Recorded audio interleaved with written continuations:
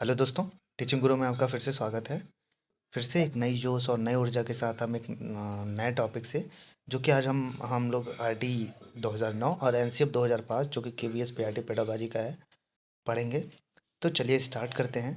और यहाँ से आपको तय है कि आपको कम से कम 3 से 4 क्वेश्चन आपको यहाँ से मिल जाएंगे, आरटी से और एनसीएफ 2005 से। राइट टू एजुकेशन 2009, शिक्षा का अधिकार अधिनियम। आरटी 2009 निःशुल्क एवं अनिवार्य बाल शिक्षा का अधिकार 2009 है। इसका उद्देश्य क्या है? इसका उद्देश्य देखते हैं हम लोग। 6 से 14 वर्ष की आयु के बच्चों, किसने 6 से 14 वर्ष की आयु के बच्चों को निःशुल्क एवं अनिवार्य शिक्षा, निःशुल्क एवं अनिवार्य शिक्षा का सार्वभौमिकरण था। इसका मतलब क्या था कि सभी बच्चों को निःशुल्क और अनिवार्य शिक्षा देंगे। ठीक है। राष्ट्रपति द्वारा हस्ताक्षरित 26 अगस्त 2009 को। संपूर्ण भारत में कब लागू हुआ? 1 अप्रैल 2010 में, सिवाय जम्मू कश्मीर को छोड़ के। तो इसमें अध्याय दिए हुए हैं। तो पहले अध्याय में प्रारंभिक धारा 1 और 2 में अनुच्छेद 1 अनुभाग में अधिनियम का उल्लेख है। बच्चों को निःशुल्क और अनिवार्य शिक्षा का अधिकार अधिनियम 2009। अनुच्छेद 2 में विभिन्न शब्दावली को परिभाषा जैसे उपयुक्त सरकार, बच्चे, कमजोर वर्ग, प्राथमिक शिक्षा, वंचित बच्चे, स्कूल, राष्ट्रीय बाल संरक्षण आयोग, निगरानी प्रक्रिया, स्थानीय निकाय आदि। धारा 2 के बी में बालक की उम्र 6 से 14 वर्ष की आयु का प्रत्येक लड़का और लड़की। सी है इसका वर्ग का अर्थ ऐसे बच्चे से है जिसके माता पिता की वार्षिक आयु 2.5 से कम हो। 2.5 लाख सरकार द्वारा अधिसूचित आय से कम। डी प्रारंभिक शिक्षा का अर्थ कक्षा 1 से कक्षा 8 तक की शिक्षा देना है। धारा 4 है विद्यालय से बाहर के जिन बच्चों का नामांकन नहीं हुआ है उन्हें उनकी आयु के अनुसार उपयुक्त कक्षा में प्रवेश दिया जाएगा और पूर्व की शिक्षा उसी वर्ष उचित तरीके से पूर्ण की जाएगी। एग्जाम्पल देखते हैं इसका। 10 वर्ष की उम्र के बच्चे का कक्षा 5 में प्रवेश किया जाएगा क्योंकि कक्षा 1 में प्रवेश 6 वर्ष की आयु से शुरू होता है। इम्पॉर्टेंट है धारा 5। जब बच्चे विद्यालय छोड़ते हैं तो उन्हें तत्काल स्थानांतरण प्रमाण पत्र देना होगा और इसकी जिम्मेदारी प्रधानाध्यापक की होगी। अध्याय 3 में है उपयुक्त सरकार, स्थानीय अधिकारियों और माता पिता के कर्तव्य। धारा 6 से 11 में दिए हैं ये। प्राथमिक विद्यालय 1 किलोमीटर के भीतर और उच्च प्राथमिक विद्यालय 3 किलोमीटर के भीतर स्थापित किए जाएंगे। ठीक है, ये अध्याय 3 में है। धारा 7 राज्य और केंद्र के व्यय का उल्लेख है जिसमें जिसमें राज्य और केंद्र सरकार का व्यय जो अनुपात होगा, जो रेशियो होगा वो 60:40 होगा। 60 केंद्र सरकार करेगी, 40 राज्य सरकार। पूर्वोत्तर राज्य उत्तराखंड में हिमाचल प्रदेश सहित के लिए केंद्र और राज्यों का व्यय अनुपात 90:10 है। उत्तराखंड और हिमाचल प्रदेश के लिए जो पूर्वोत्तर राज्य है उनके लिए व्यय का अनुपात कितना होगा? 90:10। धारा 8 में समुचित सरकार के कर्तव्यों का उल्लेख दिया है। धारा 9 में स्थानिक प्राधिकारियों के कर्तव्यों का उल्लेख है। धारा 10 में माता पिता एवं अभिभावकों के कर्तव्य है। धारा 11 में सरकार द्वारा प्रति प्राथमिक शिक्षा के लिए आंगनवाड़ी और नंदन घर खोलने का प्रावधान है। अध्याय 4 में स्कूल और शिक्षकों की जिम्मेदारी है। धारा 12 से 28 तक है इसमें। धारा 12 कक्षा 1 से 6ठी तक के विद्यालयों में कुल सीटों का 25% गरीब कमजोर वर्ग, असुविधाग्रस्त, वंचित वर्ग और वंचित बच्चों के लिए मुफ्त शिक्षा के लिए आरक्षित किया जाएगा। उनकी फीस की प्रतिपूर्ति उपयुक्त सरकार द्वारा की जाएगी। धारा 13 है किसी भी बच्चे से कोई प्रवेश शुल्क, कैपिटेशन शुल्क, प्रवेश परीक्षा या स्क्रीनिंग टेस्ट नहीं लिया जाएगा और निगरानी प्रक्रिया प्रतिबंधित होगी।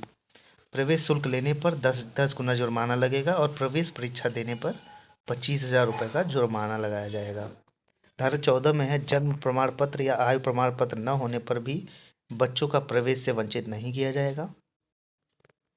धारा 15 प्रवेश की निर्धारित तिथि को पश्चात को विद्यालय में प्रवेश से वंचित नहीं किया जाएगा तथा निर्धारित तिथि से 6 माह 30 सितंबर तक प्रवेश दिया जाएगा। धारा 16 में प्रारंभिक शिक्षा 8वीं कक्षा तक पूर्ण होने तक किसी भी बच्चे को उसकी कक्षा में नहीं रोका जाएगा। बच्चे को उसकी कक्षा में दोहराया नहीं जाएगा। बच्चा अनुत्तीर्ण नहीं होगा अर्थात इंटरसेप्शन प्रक्रिया निषिद्ध होगी। इसे नो डिटेंशन पॉलिसी कहा जाता है। नोट 3 जनवरी 2019 को केंद्र सरकार द्वारा धारा 16 में संशोधन किया गया था, जिसके अनुसार अब यदि कोई बच्चा बहुत कमजोर शैक्षिक उपलब्धि दिखा रहा है तो राज्य या स्कूल द्वारा उपयुक्त समझे जाने पर बच्चे को फेल किया जा सकता है। नो डिटेंशन पॉलिसी में बदलाव। धारा 17 बालक को शारीरिक दंड नहीं दिया जाएगा। धारा 18 बिना सरकारी मान्यता के कोई स्कूल नहीं चलेगा। ऐसा करने पर 1 लाख रुपए का जुर्माना लगेगा और कोई व्यक्ति दोबारा ऐसा करता पाया जाए तो उस पर 10,000 रुपये का प्रतिदिन जुर्माना लगाया जाएगा। धारा 21 विद्यालय द्वारा विद्यालय प्रबंधन समिति एसएमसी के गठन का प्रावधान है, स्कूल मैनेजमेंट कमेटी उच्च प्राथमिक के लिए। धारा 22 विद्यालय द्वारा एसडीएमसी के गठन का प्रावधान है, सीनियर सेकेंडरी स्कूल के लिए।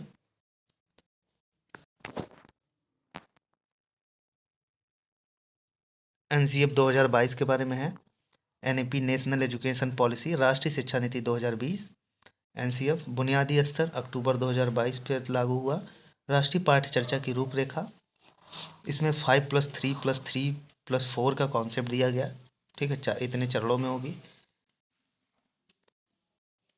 जिसको पहला 4 स्टेजों में बांटा गया है। फाउंडेशनल स्टेज इसमें देखते हैं। ठीक है, इसमें 3 से 8 वर्ष का बच्चा आएगा। इसमें मातृभाषा प्राथमिक माध्यम होनी चाहिए। यह नीति 2020 के अकॉर्डिंग एनसीएफ बनाना ताकि पॉजिटिव वे में पूरा एजुकेशन बदले, जो बच्चों को ओवरऑल सर्वांगीण विकास कर सके। सीखने व सिखाने के तरीकों में बदलाव। ECC early childhood care and education, यह समय सबसे क्रूशियल बच्चे की फाउंडेशन बनाता है, तो फोकस ओवरऑल ग्रोथ और डेवलपमेंट पर हो, इसलिए एजुकेशन पॉलिसी लाई गई। आज अच्छा निवेश देश के बच्चों के भविष्य के लिए ज़रूरी है। फिजिकल, कॉग्निटिव, सोशल, इमोशनल, मतलब शारीरिक, मानसिक और सामूहिक विकास के लिए। यहाँ से क्वेश्चन पूछा था एलडीसी में। दिमाग की 85% और डेवलपमेंट 6 साल तक हो जाता है, तो दिमाग को स्टिमुलेट होने के मौके दें। फैमिली, घर, पड़ोसी, समुदाय की भूमिका क्या होगी। खेल को महत्वपूर्ण साधन माना है। कैसे सीखते हैं, यहीं से स्कूल की तैयारी होती है। सक्रिय रहते हैं। नेचुरल लर्नर हमेशा उत्सुक रहते हैं। छू कर, देख कर, चख कर जिज्ञासा शांत करते हैं। उनके प्राकृतिक सीखने के कौशल को समझें। सीखना एक सक्रिय और संवादात्मक प्रक्रिया है, जिसमें बच्चे खेल के माध्यम से और अन्य अनुभवी लोगों के साथ बातचीत के माध्यम से सीखते हैं। एनसीएफ में शामिल होंगे स्कूली शिक्षा के लिए राष्ट्रीय पाठ्य चर्चा की रूपरेखा। एनसीएफएससी बचपन की देखभाल और शिक्षा के लिए राष्ट्रीय पाठ्य चर्चा की रूपरेखा। एनसीएफईसीसीई शिक्षकों की शिक्षा के लिए राष्ट्रीय पाठ्य चर्चा की रूपरेखा। एनसीएफआईई प्रौढ़ शिक्षा के लिए राष्ट्रीय पाठ्य चर्चा की रूपरेखा। एनसीएफएई पंचकोश ज्ञान की 5 परतें। पहला है अन्नमय कोश, भौतिक परत के लिए, शारीरिक विकास के लिए यह है। प्राणमय कोश जीवन शक्ति ऊर्जा प्राणिक विकास देंगे। मनोमय कोश मन की परत। विज्ञानमय कोश बौद्धिक परत। आनंदमय कोश आंतरिक रूप। शारीरिक विकास फिजिकल डेवलपमेंट, उम्र के हिसाब से सहनशीलता, पोषण, स्वास्थ्य, फिजिकल क्षमता का विस्तार होगा। बच्चों को मेजर सिस्टम की स्मूथ फंक्शन पर ध्यान देना होगा, जैसे पाचन तंत्र, स्वतंत्र तंत्र पे। मेंटल डेवलपमेंट, ध्यान, एकाग्रता, साहस व नकारात्मक संवेगों को हैंडल करना। मूल्यवर्धन को लोगों, परिस्थितियों से अटैच करने की इच्छा शक्ति सिखाना। इंटेलेक्चुअल डेवलपमेंट, अवलोकन, विश्लेषण की क्षमता, तार्किक भाषाई कौशल, कल्पनाशीलता, अंतर करने व सामान्यीकरण की क्षमता। स्पिरिचुअल, चैतसिक विकास, खुशी, प्रेम, स्वतंत्रता, सौंदर्यानुभूति व स्वज्ञान की यात्रा। एनईपी 2020 फाउंडेशनल स्टेज के गाइडिंग प्रिंसिपल क्या है। हर बच्चा सीख सकता है, चाहे किसी भी बैकग्राउंड का हो। हर बच्चे की अपनी गति क्षमता है सीखने व ग्रो करने की। बच्चा नेचुरल रिसर्चेस है, इनके अंदर गजब की ऑब्जर्वेशनल स्किल्स होती है। स्वयं के अनुभवों का निर्माण है, यह अनुभव देखकर छूकर प्राप्त करते हैं। उनके अनुभवों व लर्निंग के तरीकों को एक्नॉलेज करें। खेल आधारित क्रियाएं बच्चों के विकास व सीखने के लिए प्रमुख साधन हैं। उन्हें लगातार आसपास के वातावरण अनुभव करने के मौके दें। जेंडर, कास्ट, क्लास की समता पर आधारित शिक्षण, ओपन एंडेड क्वेश्चन पूछें। बच्चे को ग्लोबल सिटीजन बनाने के 2025 तक एनसीएफ का टारगेट को पूरा करें। बच्चे का संवाद कौशल व पढ़ने लिखने की समझ व संख्यानात्मक निपुणता।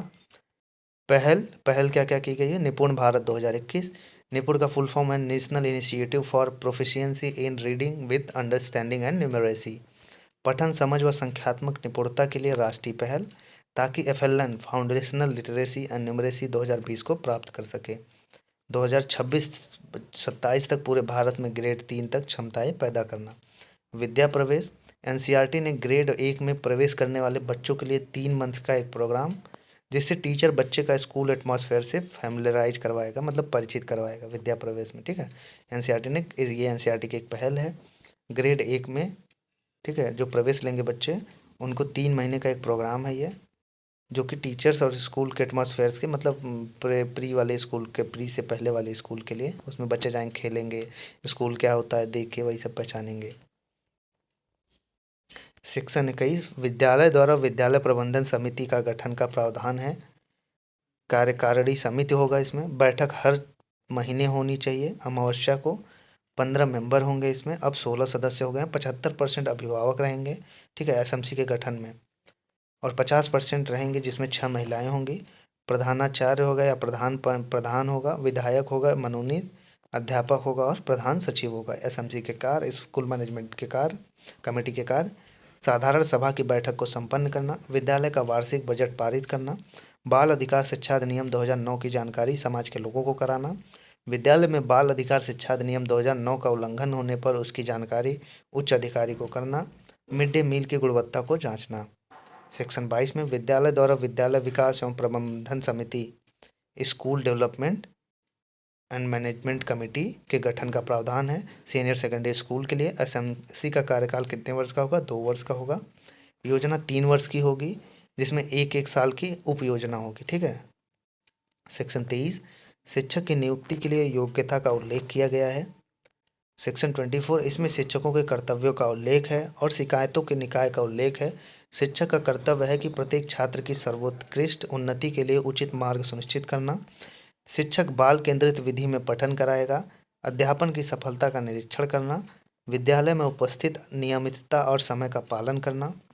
धारा 25 RTE 2009 के अनुसार प्राथमिक कक्षाओं में छात्र एवं शिक्षक का अनुपात 30:1 है।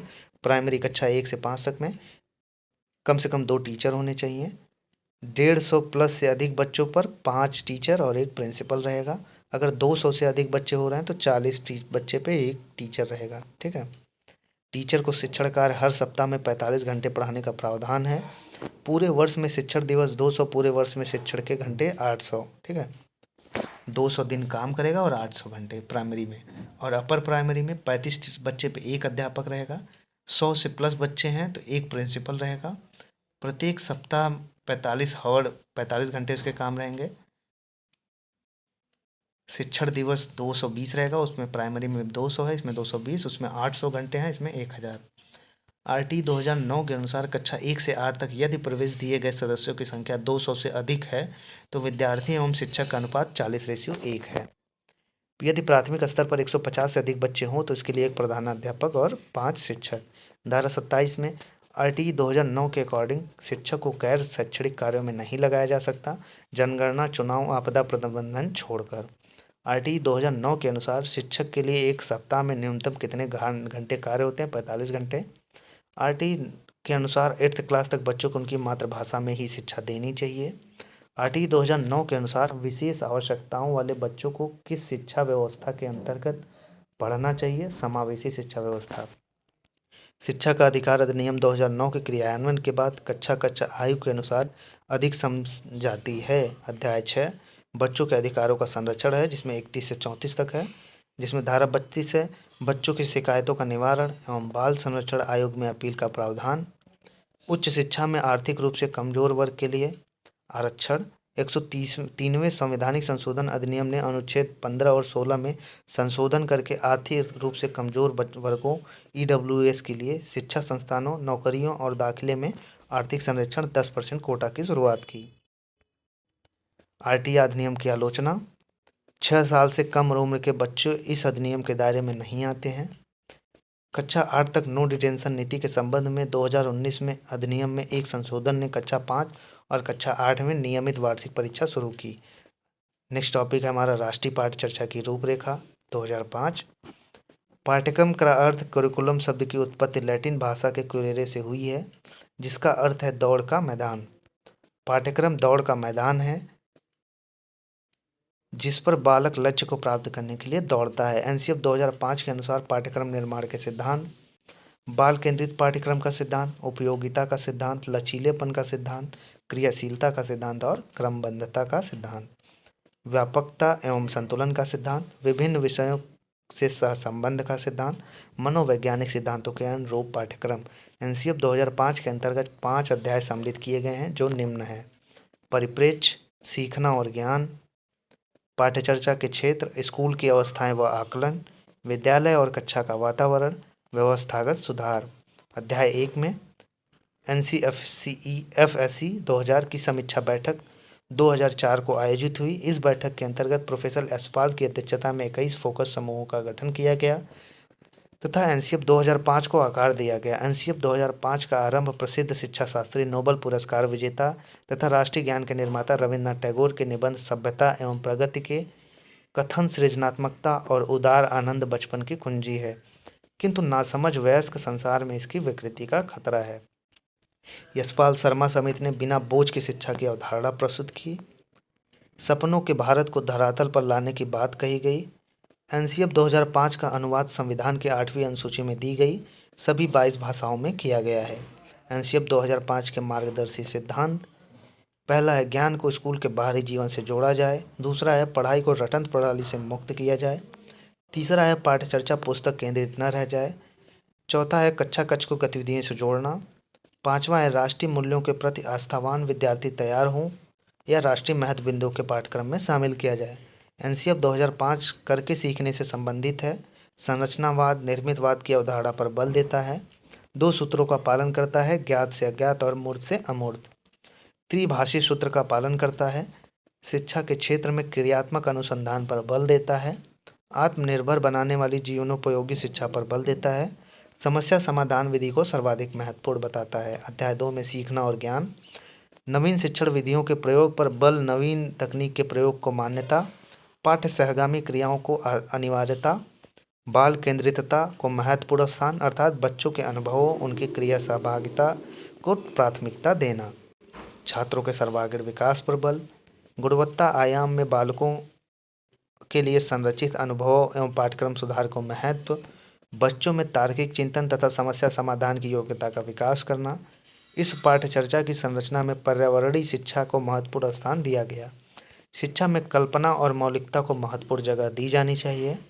एनसीएफ 2005 के अंतर्गत सीखने का अधिकार निर्मितवाद रचनावाद को माना गया है। एनसीएफ 2005 के अंतर्गत शिक्षक की भूमिका सुविधा सांप्रदाता एवं सुगमकर्ता की होती है। बहुश्रेणी कक्षा व्यवस्था अर्थात एक से अधिक कक्षा के विद्यार्थी जब एक साथ पढ़ते हैं। कक्षा में अध्यापक के व्यवहार, सहायक सामग्री तथा मूल्यांकन की तकनीक में परस्पर सामंजस्य होना चाहिए। अध्याय 3 पाठ्यचर्चा के क्षेत्र, स्कूल की अवस्थाएं व आकलन के बारे में है। भाषा: बहुभाषिक शिक्षण पर बल, मातृभाषा को शामिल किया जाए। त्रिभाषा सूत्र क्या है? पहली भाषा होगी घरेलू भाषा या मातृभाषा, दूसरी होगी हिंदी या संस्कृत, तीसरी अंग्रेजी भाषा। नेक्स्ट होगा भाषा कौशल में सुनना, बोलना, पढ़ना, लिखने पर बल। आरंभिक वर्षों में भाषा के 3 कौशल सुनना, बोलना व पढ़ने पर जोर देना चाहिए। बाद में लेखन कौशल को इसमें शामिल करना चाहिए। गणित विषय का पाठ्यक्रम ऐसा हो जो तर्क, चिंतन, समस्या को सूत्रबद्ध करने व समाधान में मदद करे। अर्थपूर्ण व प्रासंगिक गणित पर बल, बच्चे सार्थक समस्याएं उठाएं और उन्हें हल करें। गणित विषय का अध्ययन अन्य विषयों के साथ सहसंबंध के रूप में लिया जाए। गणित शिक्षण हेतु कंप्यूटर सहायक अनुदेशन का उपयोग किया जा सके। विज्ञान विषय के द्वारा अन्वेषण अनुसंधान की प्रवृत्ति को बढ़ाया जाए। समस्या समाधान विधि के द्वारा खोजी प्रवृत्ति को बढ़ावा। बालकों को पर्यावरण की जानकारी दी जाए। सामाजिक अध्ययन: सामाजिक मुद्दा पर स्वतंत्र तथा आलोचनात्मक दृष्टिकोण विकसित हो सके। कक्षा 3 से 5 को पर्यावरणीय अध्ययन विषय की शिक्षा दी जाए। कक्षा 6 से 8 सामाजिक विज्ञान की विषय वस्तु इतिहास, भूगोल, राजनीति विज्ञान और अर्थशास्त्र से मिलती होनी चाहिए। सामाजिक विज्ञान शिक्षण में समस्या समाधान, नाटकीकरण, भूमिका निर्वाह, वाद विवाद, परिचर्चाएं, प्रोजेक्ट विधि का उपयोग करना चाहिए। किसी भी धर्म, जाति, लिंग व समुदाय विशेष के प्रति पूर्वाग्रहों का निर्माण न हो। विभिन्न सामाजिक कुरीतियों जैसे बाल विवाह, दहेज प्रथा, मृत्यु भोज का निषेध किया जाए। अनुसूचित जाति, जनजाति एवं अल्पसंख्यक के प्रति संवेदनशीलता व उनके अधिकारों की रक्षा की जाए। स्वास्थ्य एवं शारीरिक शिक्षा: ये विषय अनिवार्य विषय के रूप में प्राथमिक से लेकर माध्यमिक स्तरों पर लागू किया जाना चाहिए। विभिन्न स्वास्थ्य जांच शिविरों का आयोजन किया जाना चाहिए। स्वास्थ्य एवं शारीरिक शिक्षा, हेल्थ एंड फिजिकल एजुकेशन। स्वास्थ्य एवं शारीरिक शिक्षा को अनिवार्य विषय के रूप में प्राथमिक से लेकर माध्यमिक स्तरों पर लागू किया जाना चाहिए। विभिन्न स्वास्थ्य जांच शिविरों का आयोजन किया जाना चाहिए। शांति शिक्षा क्या है? Peace education. हिंसा को दूर रखते हुए सामाजिक संस्कार पर बल। महिलाओं के प्रति आदर व जिम्मेदारी के दृष्टिकोण विकसित करने के कार्यक्रमों का आयोजन करना। स्कूलों में विशेष क्लबों और रीडिंग रूम की स्थापना की जाए। व्यवहारिक चर्चा, उदाहरणों, मूल्यों के माध्यम से शांति शिक्षा दी जा सकती है। समय समय पर ऐसी फिल्में दिखाई जाएं तो न्याय और शांति के मूल्यों को बढ़ावा देती हैं। अध्याय 4, विद्यालय और कक्षा का वातावरण। इसके द्वारा समावेशी शिक्षा की अवधारणा प्रस्तुत की गई, अर्थात भिन्न सामाजिक, आर्थिक और सांस्कृतिक पृष्ठभूमि और भिन्न क्षमता वाले लड़के लड़कियों को एक साथ पढ़ाने की व्यवस्था। एनसीएफ 2005 के अंतर्गत एक आदर्श कालांश की अवधि 35 मिनट निर्धारित की गई। इस एक सत्र में 200 दिन तक शिक्षण कार्य किया जाना चाहिए। शिक्षक को प्रतिदिन कम से कम 45 मिनट का समय दिन भर के कामकाज के समीक्षा के लिए देना चाहिए। सप्ताह में 1 घंटा पुस्तकालय अध्ययन को दिया जाना चाहिए। स्कूल में शिक्षा पर बिताया गया समय किसी भी हालत में 6 घंटे के से कम न हो। कक्षा 2 तक कोई गृह कार्य नहीं। कक्षा 3 से 5 तक 2 घंटे प्रति सप्ताह। उच्च प्राथमिक स्तर पर 1 घंटा प्रतिदिन। माध्यमिक और उच्च माध्यमिक स्तर पर 2 घंटे प्रतिदिन गृह कार्य देना चाहिए। अध्याय 5 पे चलते हैं हम लोग। व्यवस्थागत सुधार है, सिस्टमेटिक रिफॉर्म्स इसमें है। मूल्यांकन प्रक्रिया की सतत और व्यापक योजना लागू करनी चाहिए। कक्षा 5, 8 व 11 के स्तर पर बोर्ड परीक्षा का आयोजन न किया जाए।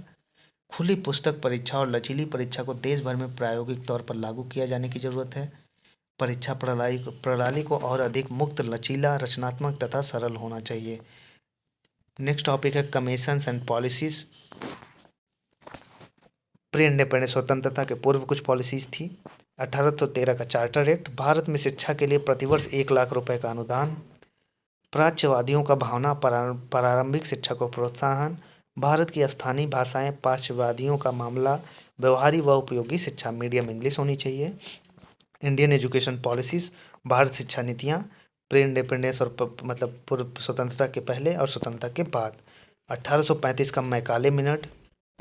ऑफिशियली भारत में अंग्रेजों की शिक्षा का माध्यम बनाया जाएगा। इस अंग्रेजी शिक्षा अधिनियम 1835 भी कहते हैं। पश्चिमी विज्ञान व साहित्य की शिक्षा। अधोगामी निस्पंदन का सिद्धांत। उच्च व मध्यम वर्ग को ऐसे तैयार करो कि रंग खून में भारतीय लेकिन विचार और बुद्धिमत्ता में अंग्रेज हों। तीसरा है 1854 का वुड डिस्पैच। भारत में अंग्रेजी शिक्षा का मैग्ना कार्टा कहते हैं। प्राइमरी एजुकेशन का मीडियम क्षेत्रीय भाषा में। माध्यमिक शिक्षा का मीडियम एंग्लो वर्नाकुलर अर्ध अंग्रेजी। उच्च शिक्षा का मीडियम अंग्रेजी भाषा। व्यावसायिक शिक्षा व शिक्षकों को प्रशिक्षण का प्रावधान किया जाए। निजी विद्यालयों को बंगाल, मद्रास व बॉम्बे में एक विश्वविद्यालय उच्च शिक्षा का प्रयास के लिए। हंटर आयोग 1882-83 में आया। भारतीय शिक्षा आयोग राज्य प्राइमरी एजुकेशन के विकास की कोशिश करे, वह मीडियम क्षेत्रीय भाषा हो। प्राइमरी एजुकेशन का नियंत्रण जिला व नगर पालिका बोर्ड करे। माध्यमिक शिक्षा साहित्यिक व व्यावसायिक होनी चाहिए। भारतीय विश्वविद्यालय आयोग, रैले आयोग की अनुशंसा के आधार पर यूनिवर्सिटी में शिक्षा व शोध पर अधिक बल दिया जाए। छठवां है राष्ट्रीय शिक्षा परिषद 1906। भारतीय राष्ट्रविदों द्वारा स्थापित संगठन, विज्ञान व प्रौद्योगिकी के साथ साथ भारतीय परंपराओं व संस्कृति को बढ़ावा। बंगाल नेशनल कॉलेज व बंगाल तकनीक संस्थान की स्थापना। सातवां है कलकत्ता विश्वविद्यालय आयोग, सैडलर, जिसको सैडलर विश्वविद्यालय आयोग भी बोलते हैं। गठन कलकत्ता यूनिवर्सिटी की समस्याओं के अध्ययन के लिए किया गया था इसका। स्कूली पाठ्यक्रम 12 वर्षों का होना चाहिए। डिग्री पाठ्यक्रम 3 वर्षों का। महिला शिक्षा, तकनीकी शिक्षा, प्रायोगिक विज्ञान, अध्यापकों के प्रशिक्षण हेतु। नेक्स्ट है हार्टोग समिति। विश्वविद्यालय शिक्षा के स्तर में सुधार।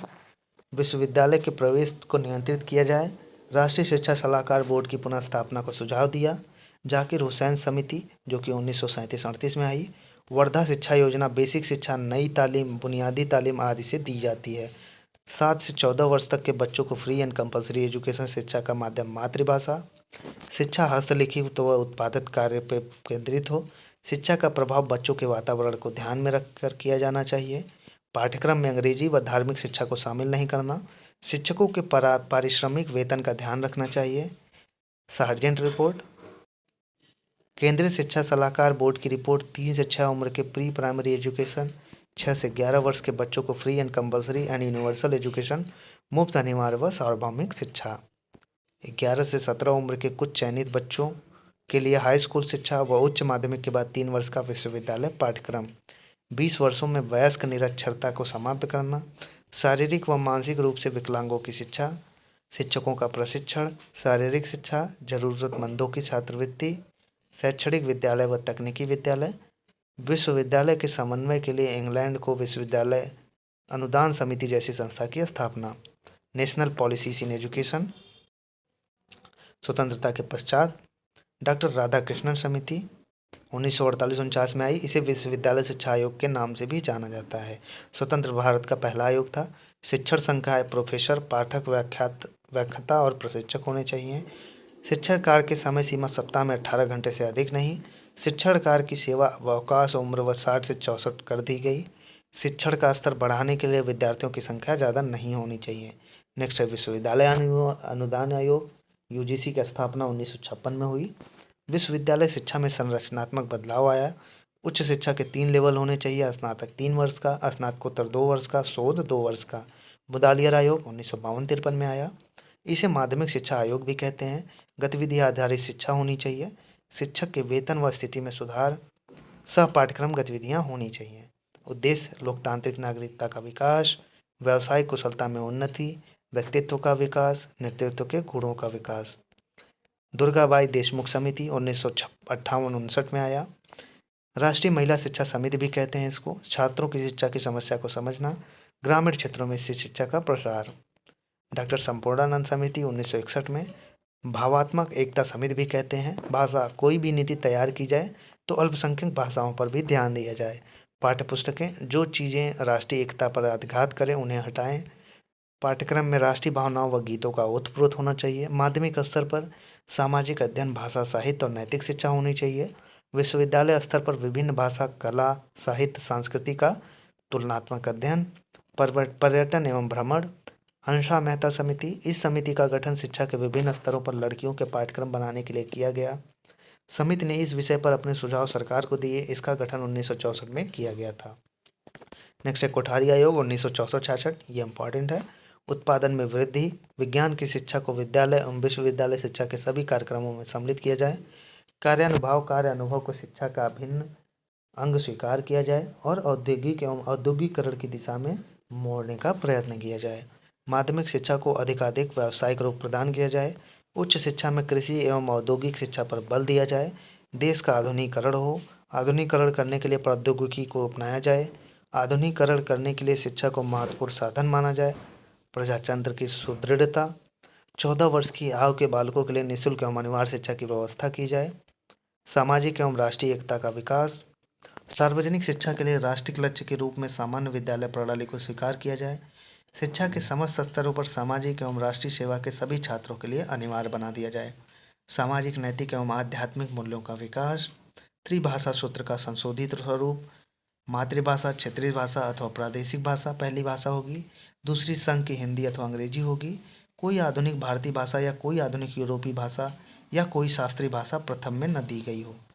बी, कक्षा 1 से कक्षा 8 तक प्राथमिक शिक्षा को 2 स्तर बना दिए जाएं। पहले भाग में कक्षा 1 से कक्षा 5 तक तथा दूसरा भाग कक्षा 6 से 8 तक होनी चाहिए।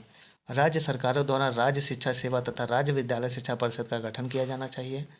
नेक्स्ट है राष्ट्रीय शिक्षा नीति 1986। शिक्षा में योगदान देने वाले महत्वपूर्ण कदम इस प्रकार हैं। 10+2 शिक्षा संरचना होनी चाहिए। नवोदय विद्यालय होने। नवोदय विद्यालय किसकी देन है? राष्ट्रीय शिक्षा नीति 1986 की। विद्यालय संकुल होना चाहिए। सर्व शिक्षा अभियान 2000। शैक्षिक अवसरों की समानता। Operation black board. Basic needs of school should be given and completed. दूरस्थ शिक्षा में मुक्त विश्वविद्यालय। उपाधि की सेवा से अलग करना। शिक्षक प्रशिक्षण होने की व्यवस्था कराना। शिक्षक की जवाबदेही होनी चाहिए। श्री ईश्वर भाई पटेल समिति 1977 में आया। 1977 में पहली बार एनसीईआरटी द्वारा गठित ईश्वर भाई पटेल समिति ने बस्ते का बोझ कम करने का सुझाव दिया था। नेक्स्ट है चट्टोपाध्याय आयोग 1983 में आया। शिक्षकों पर राष्ट्रीय आयोग की स्थापना 1983 में प्रोफेसर डीपी चट्टोपाध्याय अध्यापन पेश के लिए प्रशिक्षुओं के चयन के लिए आयोग ने कुछ महत्वपूर्ण मानदंड निर्धारित किए। उन्होंने शिक्षण प्रशिक्षुओं के चयन के लिए परीक्षण प्रक्रियाओं का मानकीकरण भी किया। आयोग ने शैक्षिक मनोविज्ञान प्रशिक्षण, व्यवहारिक आधारित प्रशिक्षण के माध्यम से शिक्षण पेशे में सुधार के लिए विभिन्न पद्धतियों को भी सूचीबद्ध किया गया। शिक्षण से संबंधित नए कौशल सीखने पर भी जोर दिया। National policies in education, first national commission Kothari आयोग 1964 से 66, first Indian commission Hunter commission, 1968 राष्ट्रीय शिक्षा नीति, नेशनल एजुकेशन पॉलिसी 1968 का स्वतंत्र भारत की शिक्षा नीति थी ये। अनुच्छेद 45 को लागू करने का प्रावधान था इसमें। अध्यापकों का स्तर, वेतन व शिक्षा संतोषजनक होनी चाहिए। त्रिभाषा सूत्र इसमें लागू करने की संतुष्टि की गई। नोट, कोठारी आयोग ने भी कहा था ये त्रिभाषा सूत्र को लागू किया। उन्हें NEP 1968 त्रिभाषा सूत्र के बारे में बात किया कोठारी आयोग ने। विज्ञान व अनुसंधान, कृषि व व्यावसायिक शिक्षा, विश्वविद्यालय शिक्षा में तथा प्रौढ़ शिक्षा में पत्राचार को बढ़ावा। 10+2+3 को शैक्षिक ढांचा पूरे देश में लागू करने की बात कही। National adult education programme NAEP 1977, 5 अप्रैल 1977 को सार्वभौमिक किया गया। एज ग्रुप 15 से 35 वर्ष रहेगा इसमें। 1984 तक लक्ष्य प्राप्ति की बात की, लेकिन लक्ष्य की प्राप्ति न हो जाने पाने के कारण इसे 2005 वर्तमान तक लक्ष्य प्राप्ति का प्रयास कर रही है। 1986 राष्ट्रीय शिक्षा नीति, विद्यालयी शिक्षकों के समुचित प्रशिक्षण के लिए जिला शिक्षा व प्रशिक्षण संस्था खोले जाने चाहिए। Programme of action 1986, elementary education शब्द का पहली बार प्रयोग किया गया। प्रोग्राम ऑफ एक्शन 1982, 1992, 1986 की शिक्षा नीति को संशोधित करके लागू करने का प्रयास किया गया। National literacy mission programme NLM 1988, slogan था अभी नहीं तो कब। 15 से 35 एज ग्रुप में 80 मिलियन लोगों को शिक्षित करना लक्ष्य था इसका। नेक्स्ट है यशपाल कमेटी 1992-93 में आया है। टैगलाइन इसका क्या था? Learning without burden. स्कूल में बुक्स रखने की बात कही। लिखा, बच्चों के लिए स्कूली बस्ते के बोझ से ज़्यादा बुरा है न समझ पाने का बोझ। जब NCF 2005 बना तो प्रोफेसर यशपाल को अध्यक्ष बना दिया गया। ज्ञान विस्फोट की अवधारणा यशपाल समिति में सुझाया गया। राष्ट्रीय शिक्षा नीति, राष्ट्रीय शिक्षा परिषद NCTE 1993 में। National council of teaching education NCTE 1973 में स्थापित, लेकिन 1993 में संवैधानिक बना दिया गया। टीचर एजुकेशन देने वाले संस्थाओं के लिए मानदंड निर्धारित करेगा। सभी प्रकार की शिक्षा संस्थाओं के लिए पाठ्यक्रम डिसाइड करता है। उसे समय पर रिन्यू करना। शिक्षक की शिक्षा संस्थाओं में स्टूडेंट्स की न्यूनतम योग्यता निर्धारित करना। राष्ट्रीय शिक्षा नीति 2017, DR कस्तूरी रंगन मसौदा समिति राष्ट्रीय शिक्षा के लिए। तो धन्यवाद।